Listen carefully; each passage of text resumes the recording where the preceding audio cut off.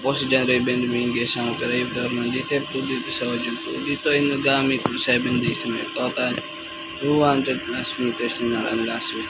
Printer head, yung white, ang last palit ng white ay ng July 2024. Yung colored ko ay December 26, 2024. Clean.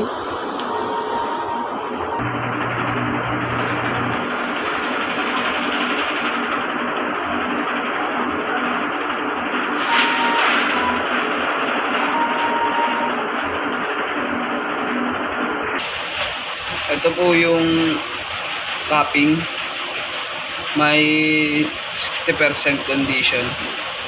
Check.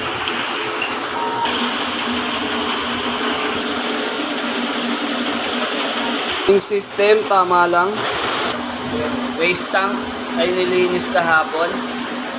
Ito po yung ABR, pang stock sa Tanyos.